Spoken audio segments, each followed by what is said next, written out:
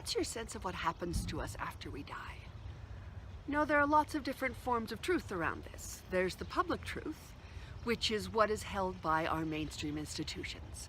It's what's taught in university science classes and med schools.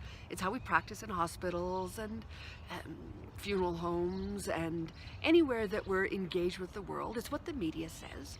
And basically, that story is that we are made of stuff, and when our stuff ends, we end. That's the public truth.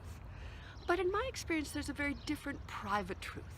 And that's a sense that's held by most people I talk to, that there's some aspect of us that is more than our stuff.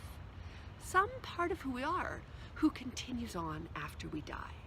And because it's not really talked about in the public sphere, we're often left to sort of fumble through and try and figure out what that means for each of us.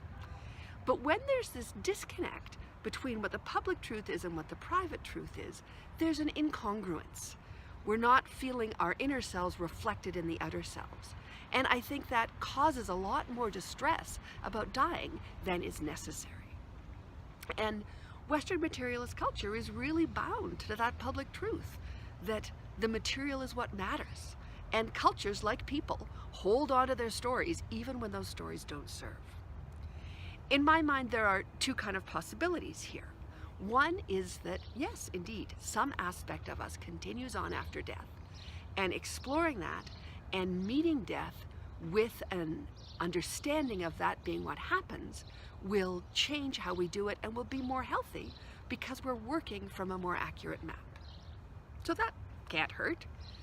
The other possibility is that maybe nothing happens. Now, we don't know because we can't definitively prove that one way or the other, but maybe nothing happens. And maybe it's all about how we feel.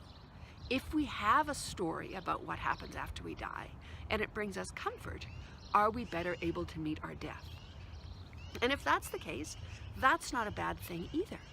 So either way, I think there's some value in really considering and exploring what we understand to be the story of what happens after we die. Because the public story, that it's a light switch, that everything ends, show's over, doesn't give us very many tools to approach that. And it's no wonder that we're all resisting it with every aspect of who we are, because being lost and ceasing to exist is the most terrifying thing that the human psyche can experience, especially being separate from all of those we love. We are who we are in community, and if death is this ending that takes us completely out of the community, we're never going to walk towards it. But there is lots of interesting research, there's lots of anecdotal stories, there are spiritual teachings from traditions all over the world that say something else happens. And Western culture has had pretty mixed results in terms of the success of our materialist approach. It hasn't really done us that well in terms of how we engage in the world. It doesn't really do us that well in terms of how we meet death. So I think there's enormous value in opening up our perspective and exploring a new way of looking at what happens to the aspect of us that isn't our stuff, isn't our physical body when we take our last breath.